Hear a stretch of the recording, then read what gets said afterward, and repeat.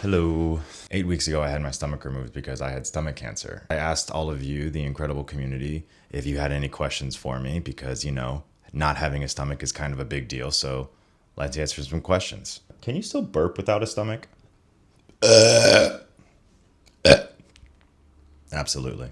Burping and drinking water were the two things that I was scared about losing the most, and I'm so happy I can still do both. I don't understand how you can live without a stomach. Where does food go? So now I just chew a lot more and swallow it, and it goes straight down into my intestines. And that's why I have to chew a lot more and make it a lot tinier, because if I don't make it really tiny and if I don't make it like the consistency of applesauce and no taste, it might get stuck in my intestines, but it just goes straight down and then starts to loop back and forth. So yeah, that's where my food goes. Straight to the intestines, baby. Do you count chews? I do not count chews. I mostly just pay attention to what it feels like inside my mouth before I swallow it. And that way I sort of know that it's in a good place where I probably won't have any pain inside my intestines. Do you feel hungry and full like you used to? No. Somebody asked me recently, do you feel satisfied? And my response to that is similar to this one, which is I don't feel satisfied because I don't feel hunger. The most I know that I'm hungry and my body needs nutrients is when I get really mad and oopsie, I should have been eating more all day. Are you able to eat yet without having to think in great detail before taking a bite? Yeah, no, not really, Rabbi. For anyone wondering, that was the rabbi that came to see me after my surgery, so thanks, Rabbi. I know that I can take a big enough bite that I can chew it all, swallow it in a certain way that feels normal to before surgery. It's still a pretty big thought when I do take a bite. How much weight have you lost? I went into surgery at 200 pounds, and then I came out of the hospital at 183. So I lost 17 pounds, and then I went for my 3-week checkup, and I had gained 4 pounds, which was crazy to the surgeon. She had never seen anything like that before. It's actually been a pretty incredible weight journey, and I've been incredibly lucky that I can keep down food, ingest calories, process calories. The whole system just kind of works. So I feel pretty great about the weight loss journey. CDH1 mutation holder here, also City of Hope patient. Shout out City of Hope. Have you worked with a nutritionist? Worked with a nutritionist. I worked with actually 2 different nutritionists. The one at City of Hope was incredible. The nutritionist that I worked with before was still kind of hung up on the gastric bypass of it all, but I don't have a stomach, so there's no gastric bypass. It's just literally no stomach. There isn't any day-to-day plan that the nutritionist is giving me. It's more of just these are the things that you should probably stay away from. These are the things that you should probably try to eat most of to get the most bang for your buck out of every bite. So definitely use the City of Hope nutritionists if you can. I hope you're okay with that CDH1 mutation. It's a big thing to take on. So all the best to you. Good luck. How's your wife and children adjusting to this new challenging medical reality? My wife is an absolute rock star, and my toddler does not give a flying factory. My wife has been incredible. She's kept me alive, truly. And the new reality is existing. So there's no other choice besides this new reality. So we've adapted, and it's been pretty incredible to see us all sort of just get used to the new normal. How are you spending time with your toddler, but still taking care of your incisions? This is something that I thought a lot about before my surgery, and I was no one's talking about how to deal with a toddler after a massive surgery. This is incredible and difficult, and I don't know how to do it. So really,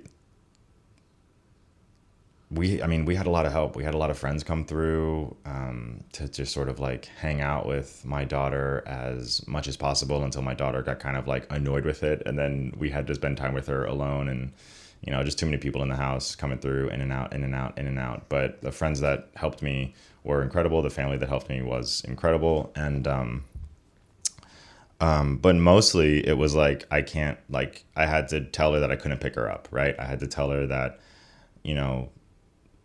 give me a hug, and, we couldn't play as much as we wanted to. But, now about 8 weeks out, I'm totally back to normal with her. We were just playing and having fun yesterday on the couch, and it feels incredible. I'm lifting her up again. It's the best. I shouldn't have lifted her up as soon as I did 5 weeks ago, but Yeah, having a toddler is really hard for so many reasons. But once you get past the incision pain, you can really just, in my opinion, go back to normal. So it's been a lot of fun. I love my daughter so much. Why couldn't you go through chemo to remove your cancer? Why such an extreme start? The reason why we went with complete stomach removal was because it's such an early stage that actually chemo isn't needed. Chemo is more for like lymphatic spread and reducing the size of a tumor, but I didn't have a tumor. I just had 1.7 millimeter wide cancerous lesion inside my stomach. The biggest reason why we had to take out the whole stomach was because my type of cancer was hereditary diffuse gastric cancer, and that meant that it's not in a single location or anything like that. So if we had left the stomach in longer, the likelihood of it spreading and encasing my entire stomach and spreading to my entire lymphatic system was pretty high. So just take out the whole stomach. And since it wasn't in my lymph nodes, or at least localized lymph nodes, that means that I didn't need chemo and my staging was very low. And that's why we took out the whole stomach and no chemo. What do you miss the most about pre-op days? I miss like really chugging water and having it completely engulf your stomach. You know, that beautiful, just hydrating feeling of everything's going to be okay. The nice, beautiful engulfing of coolness in your stomach. I miss that a lot. Maybe TMI, but can you fart? I absolutely can fart. It is so much worse than it used to be. It is a thick fart that settles in the air and then doesn't go anywhere. And then something about the digestion that has changed makes it so much worse, depending on what I've eaten, that I need an air purifier in my room, not even in case of emergencies, just like on call. So yeah, I can still fart, and anyone that goes through a stomach removal procedure like this, be prepped, man. Be prepped, because your loved ones will feel the agony of you farting. Has your recovery been better, worse, or what you expected? My recovery has been incredibly better than what I expected. I thought that I would be completely intolerant to basically every food that I liked. I thought that I wouldn't be able to like pick my daughter up for much longer than I have been. I thought that I would be much weaker than I am. I thought that I would not understand the new feeling inside my own body, how much I had to pay attention to my own body. I thought that that would be way, way, way, way, way worse. And by God's grace, it has been so much better than what I expected. Has your perspective on life changed at all? I would say that my perspective on life has changed a little bit. I've become more connected to my Judaism. I don't think that that is necessarily a one-to-one of my battle with cancer and my intense life-changing experience of going through a complete stomach removal. But there are definitely times that I tend to look into like very exhausting and annoying situations, like if my daughter is screaming for no reason because she's a toddler, and just sort of like really, really, really love those moments in a way that I don't think I did a year ago before all of this terrible stuff happened. So yeah, I guess my perspective on life has changed. That doesn't mean that I'm still not annoyed by like annoying things, but it feels so much better to be in a circumstance where I like have control over what's happening rather than being completely out of control. So I think that's been the perspective shift, where I'm just like excited by doing more annoying tasks that I have complete control over. My husband has stomach cancer and needs partial stomach removal. Is that process similar to yours? First of all, I'm so sorry to hear that. I hope you and your husband are doing okay. Yes, my process is very similar to that, but your process is more similar to a gastric bypass, and the effects of it are more similar to a gastric bypass. My stomach being completely removed has similarities to a gastric bypass, but since there's literally no stomach, some of the things that a stomach can do, even if it's partially there, are still more than what I can do because I don't have a stomach. I would look up symptoms of gastric bypass. I would look up definitely diet change and experiencing eating less and things like that. I guess it is similar to mine. I hope everything's okay. Sorry to hear that. How are you managing getting enough calories? I love this question. I manage getting enough calories by starting eating basically right when I wake up. So right when I wake up, I have a yogurt or some overnight oats. Right after my daughter goes to daycare, I eat something else. And then about an hour later, I eat something small that's also protein heavy. And then after that, I have regular lunch. And then after regular lunch, I have something else that's small. So like I'm constantly eating small things that are like around 200 calories in order to make sure that I'm hitting my calorie intake a day. So it's been a very big shift, but I really do think that I'm feeling pretty good about it and understanding the new rhythms. How are you navigating your chewing and swallowing? I chew a lot more now and I swallow with much more intention than I used to. Basically, like I'll take a bite, like a bigger bite, and then I'll just chew. And then instead of swallowing the entire bite all at once, I'll like parse it out into halves or maybe even thirds. And it takes a lot of like thinking to not swallow the way I used to when I had a stomach. But it's a very intentional thing now. And I'm almost 3 months in. So apparently by the year mark, I won't think about it anymore. But yeah, I take a bite, I chew for like a really long time, and then I swallow in portions instead of like take a bite, swallow the big bite, and let the stomach handle it. I don't have a stomach, so I need to handle the digestion myself in my mouth. You ever feel like food gets stuck in your esophagus? No, I don't think so. I do feel sometimes that I like, oops, I shouldn't have swallowed that big bite. But like the food getting stuck in the esophagus would just like, I think, be pushed out. So now what happens is when I get full, it's sort of like it gets to here. And then it's like, don't eat anymore. Don't eat anymore.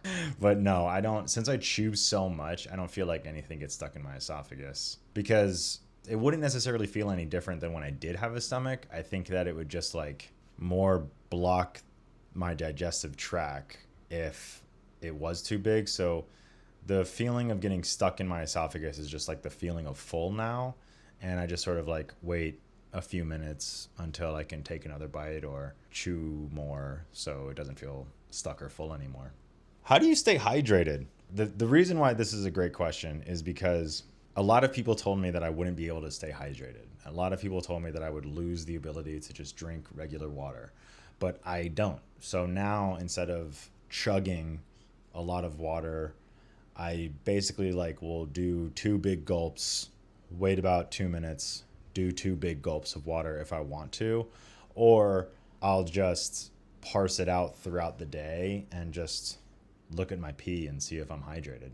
Usually that's a good indicator, but yeah, I drink water. Sometimes like in the very beginning I was using liquid IV, but I don't really use that anymore. I just drink water in a different pace, a lot like how I eat now. Do you now have bile reflux up into your esophagus? I got that with no gallbladder. I do get bile reflux into my esophagus. The way that I mitigated that is by getting a wedge pillow and like just sleeping on that for the first month or 2. And now I am not sleeping on the wedge pillow anymore, but I'm still trying my best to like not eat 30 minutes or so before I lay down. And then if I do feel a little bit worried about it, I'll just like sit up and let the food go down a little bit more before I actually fall asleep. So I have gotten bile reflux a few times. It really sucks, but it is no more or less worse than like how bad my heartburn was before, because that was terrible. And now I can use the experience from that into my bile reflux world. So that's pretty cool. Is there anything you can't eat anymore? Nope. I haven't tried pancakes because of the pancake incident at the hospital. And I haven't tried ice cream because I'm legitimately nervous about that and scared about ice cream. But I've had everything else like around the sphere of those things. I've had milk, I've had sugar, I've had waffles, I think, I've had bread. So like I've done it, I just haven't done those 2 specific things yet because for some reason those 2 things are intimidating. I know why the pancake is. I'm not 100% sure why the ice cream is. Oh, or donuts. I haven't tried donuts yet either. But mark my words, I will. Have you eaten at a restaurant yet? I have eaten at a restaurant and it was terrifying. It was legitimately, I was intimidated by eating at a restaurant because I didn't know how my body was going to react. I didn't know how the bathroom was going to be occupied and if I would need it very, very, very quickly. If I would need it, would I have to stay in there all the time? Would everyone notice that I was in there all the time and ask me why I was in there all the time? It was very nerve-wracking. But then I did it again because I was fine. And then I did it again and again. And guess what? I'm eating at restaurants, y'all. I'm eating at restaurants. No big deal. It's pretty great. The mental health piece must be a huge part of recovery. What steps do you take for this? I'm in therapy twice a week. I'm in therapy for myself, and my wife and I are in couples therapy. That's what we do to protect our mental health. My wife is also in therapy, so we go to therapy. Yeah. Also, I take 100 milligrams of Zoloft every single day. I was taking that like before everything happened because PTSD, y'all. But that's how I take care of my mental health. Therapy. Was there a point you thought you weren't gonna make it? At a certain point, I thought I wasn't gonna make it. I was freaking out. I was having panic attacks. That was really early on. And as we gained more information, as we did more testing, talked to more doctors, I did not worry about that anymore. I just realized that in order to get cancer out, I had to get my stomach out. And then I could recover. Who or what has been your best resource during this journey? My best resource is my wife, and talking to her about food and talking to her about how I feel and how my body is reacting and everything. My wife has been my best resource, and I love her so much. If you don't have my wife, sorry, I had to, then I would recommend reaching out to No Stomach for Cancer or any other stomach cancer organizations around that like can really help you gain that community and help you feel less alone. Does food taste different? Nah, it still rips. Food rules. It's just I have to chew it a lot more now and take smaller bites more frequently. So that's different. But no, dude, no. Food still tastes so good. Do you always feel hungry? No, I never feel hungry, but I also never feel satisfied, which is a very weird thing to say. Since I never feel hungry and I never feel satisfied, that means that I can constantly be eating and the carousel just goes down, which is such a weird thing to think. Like, I could ostensibly be eating like every 30 minutes all the time. And all I would have to do is just like let my intestines roll it on down because there's nothing holding the food in place to make me feel full or to tell me I'm hungry because there's nothing in it. I could just stuff food in my face all the time and then chew, let it go, wait a little bit. I'm going to eat again. It is the craziest thing. So no, I don't always feel hungry, but I also never feel satisfied. It's so weird. What's been the most challenging part about this change? Having my blood sugar go up and down and like really understanding my emotions that are attached to that before I get to that point has been like, it's been really hard to figure out how to stop it before it gets to that point. And that's, I think, been the most challenging, like for me personally and for my family, just to be like, why am I so upset? Why am I crying? Like, this is really difficult. But it's because my blood sugar is so low and I need to pace how I eat differently. That's been really, really hard. Also, let's be honest. One of the most challenging things has been the way my farts smell. Oh my God, it's awful. Are there any foods you cannot eat? Nope. Pretty great. So far, no. How did you recover so quickly? Well, I had the amazing help of friends and family. I'm young, so that really helped. Like all of my other systems, like, are working, so that was a huge help. I ate a lot of protein. I didn't do anything insane, like go boogie boarding in the first 6 weeks or so. I didn't go skydiving. I didn't do anything like that. I wanted to go free soloing, but I decided not to. And I just rested. And my body reacted well. And I feel really, really, really lucky and blessed about that. Those are all the questions. I answered, do things taste differently anymore? Twice. But like, that's such an interesting thing. I was so scared of things tasting differently, and they don't. Food tastes amazing. Thank you so much for watching. Bye! I'm still over here if you're watching this on YouTube. Consider subscribing. Thank you so much. Talk to y'all soon.